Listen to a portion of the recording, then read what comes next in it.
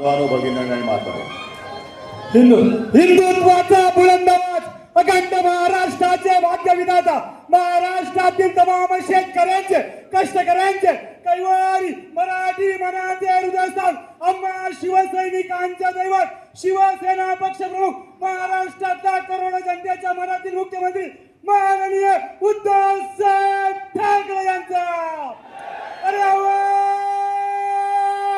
कोणाचा? बस शाबास शाबास शाबास शाबास बस बस. मी भाषणाला सुरुवात करण्यापूर्वी एक सूचना केली. कोणाच्या तरी गाडीची चावी हरवली, सापडली तर आणून द्या. मी तुम्हाला एक सूचना करणार आहे की आपला खासदार पळालेला आहे, सापडला तर सोडू नका आणि ते अजिबात परत आणू नका. आता शेवटी जग असं झालेलं आहे की विश्वास ठेवायचा तरी कोणावर.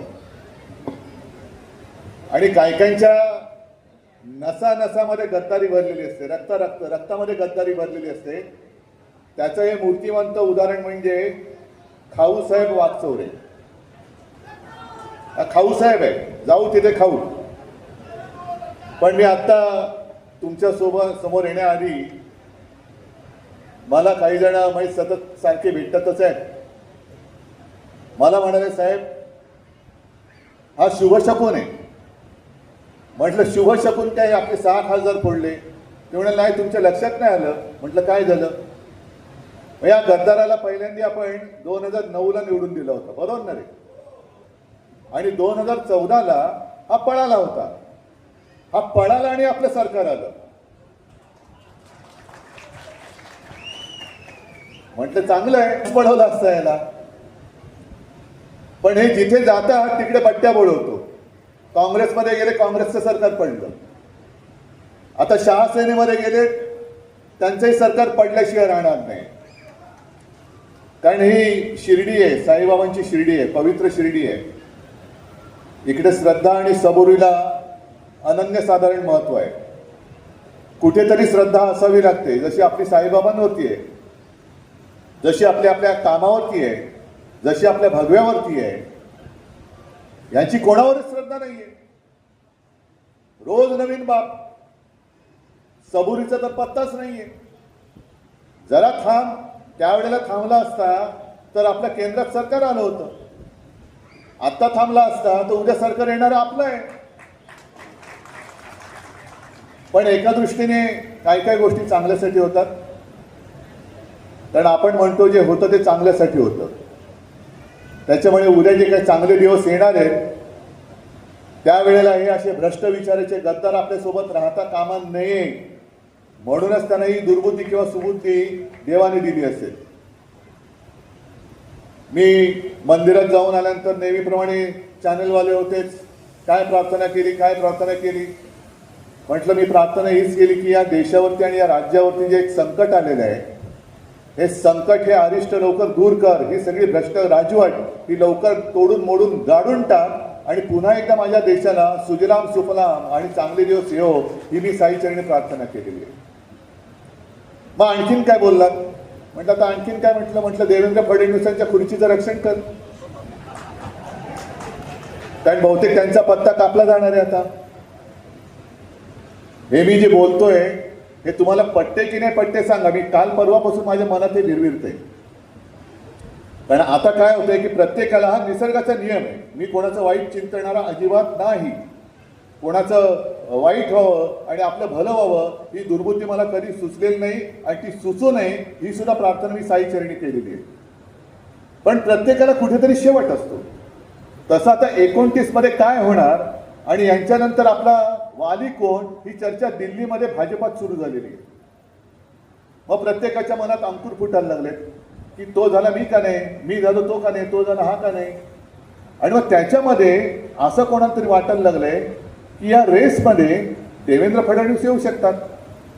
मग यांचा पत्ता आत्ताच काप, यांना आत्ताच बदनाम करून टाक आणि एवढं परेशान कर की या दिल्लीपर्यंत येताच कामा नये. आणि मग पंतप्रधान पदाच्या शर्यतीत कोण कोण आहेत तुम्हाला माहिती आहे. त्यांनी इकडे त्या शहासेनेच्या प्रमुखाला गद्दाराला सुपारी दिलेली. ही शहासेना आहे, दुसरी आहे ती मिंदे सेना, एसनशी गट. त्याला सुपारी दिली की याला गुंतव इथले येते. नाहीतर तुम्ही मला सांगा की जर का खासदार फुटताय आणि फोडायचे तर आपण आपल्या पक्षात, म्हणजे आपण नाही, मी म्हणतोय एकूण जनरल सांगतोय की आपण स्वतःच्या पक्षात घेणार का बदल्याच्या पक्षात पाठवणार? हिशोब सरळ आहे, स्वतःच्या पक्षात घेणार, कारण स्वतःचे खासदार वाढले पाहिजे. गेल्या निवडणुकीमध्ये एकूण जे काही खासदार निवडून आले त्याच्यात 19 साली आपले 18 आले होते, भाजपचे 21-22 आले होते. युती तुटल्यानंतर आपलेही 9 आले आणि भाजपचेही 9 आले आणि शहासेनेचे 6-7 आले. मग शहासेनेने काय केलं? आपले फोडले आणि शहासेनेत घेतले. म्हणजे भाजपपेक्षा महाराष्ट्रामध्ये आज ताकद कोणाची वाढली? शहासेनेची वाढली. आता ही शहासेना उद्या जर का पंतप्रधान पदाचा निर्णय घेण्याची वेळ आली तर कोणाला मतदान करेल? कोणाला करेल? आहे ना हिशोब सरळ. मग त्यावेळेला ह्याला काय सांगतील? तू गप्प बस, तुझ्या नेतृत्वाखाली भाजप लढली आणि तुझे फक्त 9 आले, शहासेनेचे एवढे खासदार आहेत. अशी या शहासेनेची चाल आहे. आणि इकडे सुपारी किंग बसलेले आहेत आमचे मिंदे गद्दार. कारण गद्दार यांच्या रक्तात भिंडी, मी मगाशी बोललो. पण या खाऊसाहेबाचं एक बरं आहे, प्रत्येक जण काय म्हणतोय की आम्ही उद्धव ठाकरेंबद्दल बोलणार नाही. तू बोलू काय शकतो? लोक जोड्याने मारतील. उद्धव ठाकरे म्हणे देव माणूस आहे. अच्छा, मग आता तुम्ही सुद्धा सांगा. आज मी शिर्डीमध्ये बसलोय, आत्ता जाऊन आलो साईबाबांच्या चरणी नतमस्तक होऊन आलो. मंदिरात गेल्यानंतर तुमचं लक्ष साईबाबांकडे असतं त्या नैवेद्याकडे असतं? तुम्ही साईबाबांच्या मंदिरात बाबांचे आशीर्वाद घ्यायला जाता का नैवेद्य खायला जाता? हा खाऊसाहेब आपल्याकडे आला होता, तो नैवेद्य खायला आला होता. म्हणजे उद्धव ठाकरे देव माणूस आहे, पण माझं लक्ष नैवेद्याकडे आहे. कधी एकदा खातोय. आता जे काही मी तुम्हाला सांगतोय, काल मी धाराशिवला गेलो होतो, त्याच्या आधी सगळीकडे फिरून आलो. मनापासून लाज वाटते की लोक, पत्रकार मला विचारतात, हे तुम्ही आता टीका त्यांच्यावर करताय, हे तुम्ही तुमच्याकडे होते तेव्हा का नाही बोललात? एक गोष्ट प्रामाणिकपणाने कबूल केली पाहिजे की चूक माझी आहे, पण मला या आधी गोष्टी कोणी सांगितल्या नव्हत्या. मग कोणाला नोकरीचं आमिष दाखवून कोणी कसे पैसे घेतले, कोणी काय केलं, कोणी कसं केलं, कुठे बँकेत घोटाळा आहे, कुठे कशात घोटाळा आहे, कोणाच्या आणखीन काय काय भानगडी आहेत, हे सगळं गेल्यानंतर ती लोक मला सांगतायत. म्हणतात अरे बाबा, नाही आधी का नाही सांगितलं मला? कारण आपण काय होतो की शेवटी विश्वास. 14 साली खाऊसाहेब गेले होते, मग 24 साली ज्यांनी आणलं होतं ते काल परवा गेले तिकडे. म्हणजे यांचं सगळं ठरलं होतं, आधी तू जा, तुझ्या मागोमाग मी येतो आणि मग सगळी शिवसेना घेऊन जाईल. अरे अशी शिवसेना हलणारी, एवढी पोकळ विचारायची शिवसेना नाहीये. आज खासदार तिकडे गेला असला, त्याला आणणारा जरी तिकडे गेला असला तरी निवडून देणारा, आणि अक्षरशः मला काही काही वेळेला गैवरून येतं की जे मी चॅनलवरती साधे साधे शिवसैनिकांच्या प्रतिक्रिया ऐकतोय, प्रतिक्रिया पाहतोय. साधे शिवसैनिक आहेत, शेतकरी आहेत, आणि ते सांगतायत की आम्ही पदरमोड करून ह्याला निवडून आणला होता. हा नालायक होता कुठे? स्वतःचे पैसे खर्च केलेत. समोर पैशाचा धबधबा असताना सुद्धा आम्ही आमच्या कष्टाचे पैसे त्या या निवडून आल्या त्याला दिले होते. हे ते बाहेर थांबवा ना आता. हा बस बस.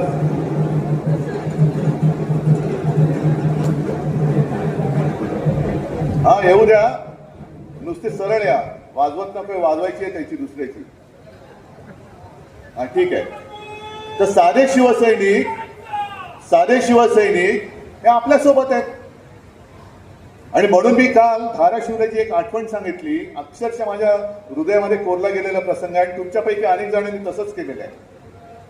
माझी प्रचार सभा होती, प्रचंड मोठी प्रचार सभा होती, आणि प्रश्न लोकसभेला होताच, नेहमीच असतो आपल्याकडे, की पैसा, तुमच्यासारखे जे सोन्यापेक्षा जास्त मौल्यवान कार्यकर्ते आहेत, ती पैशासाठी कोणी थांबत नाही, घाम गाळतात. मेन त्या उमेदवाराला प्रयत्नांची पराकाष्ठा करून निवडून आणता. हे असं सोन्यापेक्षाही हिऱ्यापेक्षा जास्त मौल्यवान भांडार हे मला शिवसेना प्रमुखांनी दिलेलं आहे. आणि तिथे तेव्हा त्या एका शेतकऱ्यांनी एक बिचाऱ्याने बटवा आणला होता. आणि त्यांनी सांगितले की उद्धवजी माझ्या हस्ते तुम्ही मला या उमेदवाराला द्यायचे. ओमराजे तेव्हाचा उमेदवार होता आपला. काय मी म्हणतो, शेतकऱ्यांनी एक तर स्वतः कर्जबाजारी आहेत, पीक हमी भाव काही नाहीये, पीक विमा नाही, काही नाही, नुकसान भरपाई कुठे मिळत नाही.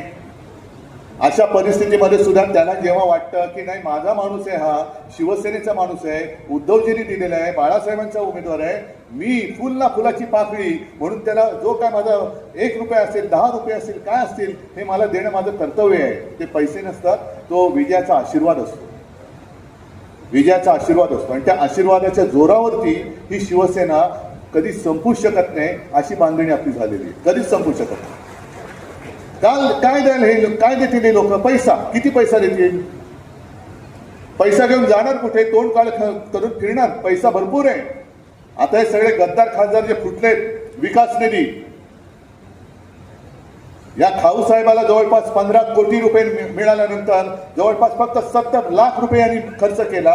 135 कामापैकी 2 कामं पूर्ण झाली. हे मी नाही सांगत, त्या साहिल जोशींनी त्या चॅनलवरती सांगितलेलं आहे. मग विकास निधीचा प्रश्न येतो कुठे? जवळपास 15 कोटी मिळाल्यानंतर 130-135 कामातली 2च कामं तुम्ही करू शकत असाल तर मग तुम्ही थापा मारताय कोणाला? विकास निधी मिळत नाही, विकास निधी मिळत नाही. आणि विकास निधी जर का मिळत नसेल तर मग हा आणखीन एक गंभीर मुद्दा आहे. याचा अर्थ असा नाहीये की फक्त आणि फक्त भाजपच्याच उमेदवारांना मत द्या, बाकीच्यांना मत देऊ नका, असं होऊ शकत नाही. हा विकास निधीचा पैसा हा करदात्यांचा पैसा आहे, यांच्या हक्काचा पैसा आहे. कसा होत नाही माझ्या विकास शिर्डीचा, मी करून दाखवतो असं ठामपणाने सांगून त्यांच्या समोर उभा राहणारा इथला खासदार असला पाहिजे, जो हा नव्हता. त्यांच्या ढेंगे खालून जाणारा नाही, त्यांच्या समोर छातीत ठोकून उभा राहणारा खासदार पाहिजे होता. पण सगळा नेबळटच कारभार चाललेला.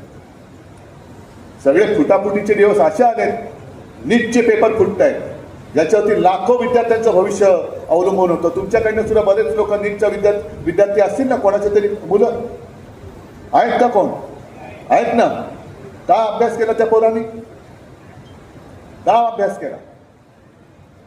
आई बाप कष्ट करून माझ्यापेक्षा माझा मुलगा मोठा झाला पाहिजे, मी नाही शिकू शकलो पण माझा मुलगा शिकला पाहिजे.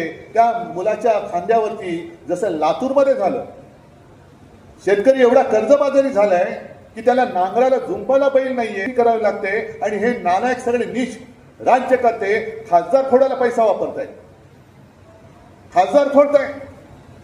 पण शेतकऱ्याकडे बैल नाही, तुम्ही सगळं बँकेने घेऊन गेलेले आहेत. कर्जाची नोटीस, वसुलीची नोटीस दरवाजावर लागणे आणि हे खासदार फोडायला बसलेत नीच लोक, नालायक लोक. मग बातमी आल्यानंतर सरकारने बैल दिला. अरे बैल कशाला? यातला एखादा खासदार दिला असता तरी त्याचं काम झालं असतं. एखादा मंत्री दिला असता तरी त्यांनी नांगर ओढला असतं. एवढे माजल्याची लोक. पण सरकारने जो बैल दिला त्या बैलाच्या अंगावरती जोत ठेवलं, ती बैलच पडला खाली, बैलच खाली बसला. जिथे शेतकऱ्याला खायला जो अन्नदाता आहे त्याला खायला अन्न, घरामध्ये अन्नाचा दाणा नाही, तो शेतकऱ्याला पोचणार कसा?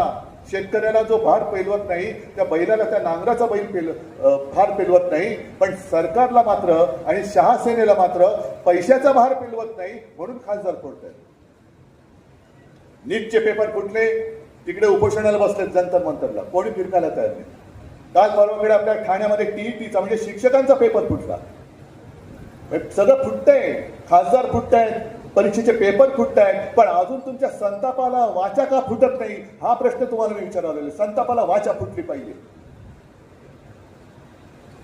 नाही तर आपण नुसतं सहन करायचं. हा फुटला, तो फुटला, तो फुटला. आणि मग आपल्या जनतेचं काय झालेलं आहे की जसं कोंबडीचा एक पिंजरा असतो ना, सगळ्यांना माहिती आहे की उद्या ती कोंबडी कापली जाणार आहे, पण जी कोंबडी पकडली जाते, कापण्यासाठी पकडली जाते, ती फक्त कलकलाट करते. बाकीच्या कोंबड्या पिंजऱ्यामध्ये मालकाने टाकलेले दाणे गपचूप खात बसतात. माझं काय, तो मरतोय, पण त्याने हे कळत नाही तुला दाणे टाकून तो पोचतोय, उद्या तुला सुद्धा कापणार आहे, उद्या तुला सुद्धा कापणार आहे. आज दाणे टाकतोय, आज जे कापली जाते कोंबडी किंवा कोंबडं, त्याची मान पकडले म्हणून तो ओरडतोय, जीवाच्या आकांताने ओरडतोय. पण आत्ता जर का त्याच्या मदतीला कोण धावून नाही गेलं तर बाकीच्या कोंबड्या सुद्धा उद्या त्यांच्या गरजेप्रमाणे कापल्या जाणार आहेत. असं कोंबड्याचं जीवन जगू नका आपण. जे शिवसेना प्रमुखांनी सांगितलं होतं तर एकच दिवस वाघाचा जगा, 100 दिवस शेळीचा जगण्यापेक्षा एकच दिवस हा वाघाचा जगा, त्याचे वाघ बनून जगा. तानाजी आता असं वाटतं की शिवसेनेवरती नुसतं फोडलं तरी शिवसैनिक काय करत नाही. आता दाखवा शिवसेनेचा राग काय असतो. आणि अनेक जण आतापर्यंत आले, 40 आमदार फोडले, शिवसेना संपली. अरे तुमच्या उरावरती 9 खासदार आले. मग पुन्हा 9 पैकी 6 खासदार फुटले. आता शिवसेना संपली. अरे 9 काय, माझे 3 इकडे तर ते म्हणजे चौथा संजय राऊत आणि चौथे आपले तिकडचे राजाभाऊ वाजे, यांचा मला अभिमान आहे. या 4 खासदारांचा मला अभिमान आहे. तुम्हाला काय वाटतं, यांना पैशाच्या किंवा मंत्रिपदाच्या ऑफर आल्या नव्हत्या? अरविंद शेठ, संजय राऊत आहेत, राजाभाऊ वाजे, राजाभाऊंच्या वडिलांनी प्रकाश भाऊ, त्यांनी सरळ सांगितलं की आम्ही घरी बसू, पण ज्यांनी आम्हाला उमेदवारी दिली आणि ज्यांनी आम्हाला निवडून दिले त्यांच्याशी गद्दारी करणं आमच्या रक्तामध्ये नाहीये. मला अभिमान आहे त्यांचा. याला म्हणतात निष्ठा, याला म्हणतात शिवसैनिक, याला म्हणतात श्रद्धा आणि याला म्हणतात सबुरी. आहे आज नाहीये, पण उद्याचा दिवस माझा येईल आणि येईल, नक्की येणार. कसा नाही येत, वर खाली सगळं होत असतं. सूर्य जसा मावळतो तसा उद्याचा दिवस सूर्य उगवतोच, मध्ये रात्र असते, पण रात्री सुद्धा दिवे लागतात हल्ली. काल मी धाराशिवला गेलो असताना मला तिकडे एक तलवार दिली आणि मग माझ्या डोक्यात असं आलं की अरे ही तलवार, धाराशिव म्हणजे आपल्या भवानी मातेचा जिल्हा, तुळजापूर, आणि आपल्याला सगळ्यांना माहिती आहे की त्यावेळेला आई भवानीने मोगलांशी लढायला छत्रपती शिवाजी महाराजांना तलवार दिली होती. पण तेव्हा जर का शिवाजी महाराजांनी असा विचार केला असता, अरे हा औरंगजेब एवढा बलाढ्य आहे, याच्याकडे एवढं सैन्य आहे, हत्ती आहे, घोडदळ आहे, तोफा आहेत, अमुक आहे, तमुक आहे, पैसा अडका आहे, माझ्याकडे निधी नाही, मग कसं लढू मी पण जातो औरंगजेबाकडे, तर आपण राहिलो असतो. स्वाभिमानासाठी लढणार, स्वराज्यासाठी लढणार, जे हातात आहे त्या निशी लढणार, आणि मुठभर असतील पण निष्ठावान आहेत, त्या निष्ठावान मावळ्यानिशी त्यांना औरंगजेबाला टक्कर दिली होती.